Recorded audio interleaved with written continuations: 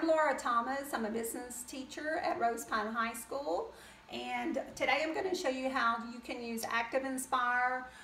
Use this for a lesson in IBCA to teach students how to identify the parts of the desktop screen.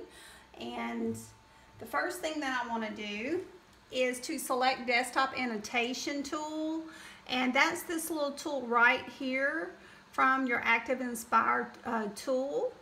And what that does is it allows me to put my floating toolbar right on top of my desktop screen so that we can use these tools to label, identify directly on the desktop screen. So I'm going to show you a little bit how to do that. This is the desktop annotate screen that I just went to. Go to my next slide here. The first thing I like to do is to use the pen. The pen is, we're going to use the pen to circle parts of the desktop window that I want to show students and be able to describe to them. So this is your pen tool, and so what you want to do is just click on your pen tool, and then you're just going to come over to whatever part it is that you want to underline. In this case, I have them circle it, so let's pretend this was a part of the screen that I want to identify. That's how I would use the pen to do that. I also recommend changing the color of the pen to make your markings stand out. It just depends on the background of your screen as to what color. And these are your color tools right here. So if I wanted to, let's say, use a hot pink, I'm going to click pink here. And now when I color, when I circle, it's not very straight, but you can see how the color changes.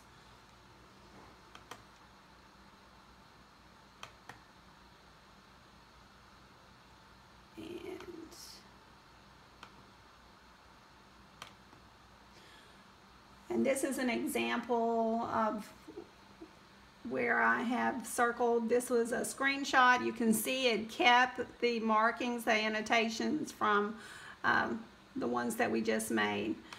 So let me clear those right here. Okay, the select tool, we're going to use the select tool to bring the mouse pointer back. So before we had it on pen, and so now I'm in pen mode, but if I want to go back to just a regular mouse, this is my select tool here. And so now I can select an option from here, or if this was my desktop, I could interact with my desktop. I could open a folder, I could open a program. It just gives you the same option as your mouse.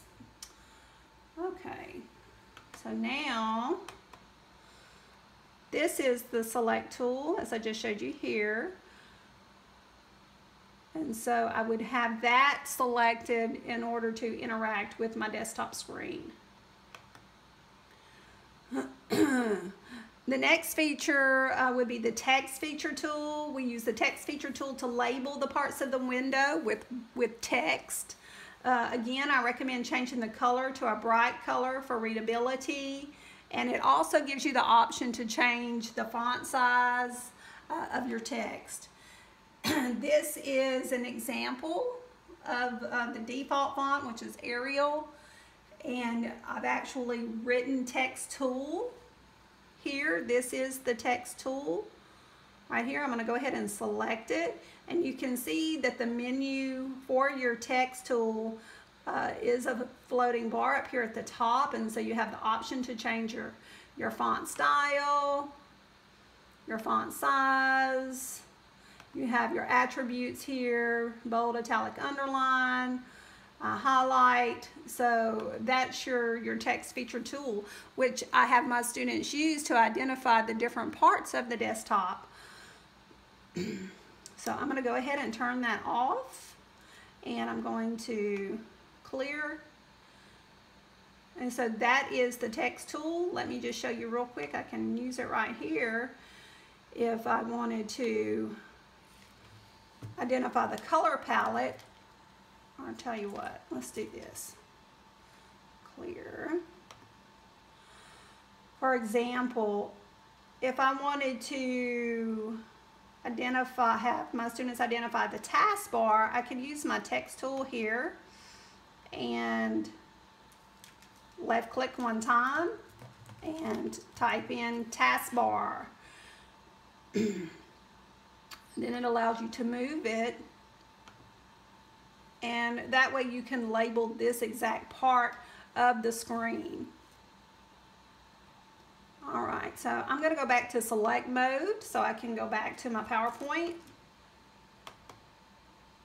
And the clear tool, you've just seen me use the clear tool to get to clear just certain parts of the window or to clear the entire page.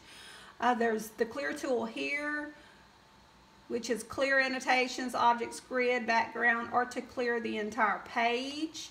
So if I click page, it takes everything away, all annotations, all text, everything. I'm still in select mode, so I can work with my PowerPoint here. And this is just another screenshot and showing you where the clear tool is on your toolbar.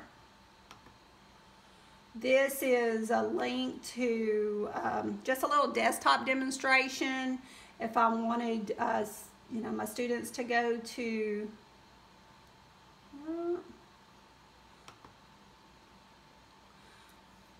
it looks like we're having some trouble with this site, but that's where you would go. And I just have that inserted as a hyperlink in PowerPoint. I'm having a little difficulty with that site right now, but that would be a link that I would put, or a working link that I would put into my lesson, so that we could go to another page and see another demonstration of the parts of the Windows desktop. And student interaction with ActiveInspire. For this lesson, as I would teach and show students the different parts of the desktop, I would then have them go to the whiteboard and take turns labeling and identifying the different parts of the desktop. I would have them use the pen, the text tools, and the clear tools in ActiveInspire to do that. I found in the past that students love to use the whiteboard. They've had some experience before using it, and they seem pretty proud of themselves and confident in using it in front of the class by this time, by high school. So I love to use it with technology. I love to use it with software programs because it makes it really easy to point out real quickly and label the different parts of different software windows. And it helps students when they can actually interact with the page in front of the entire class. It helps them to retain the information better. So that is my lesson on using ActiveInspire when teaching a Windows desktop lesson. Thank you for listening.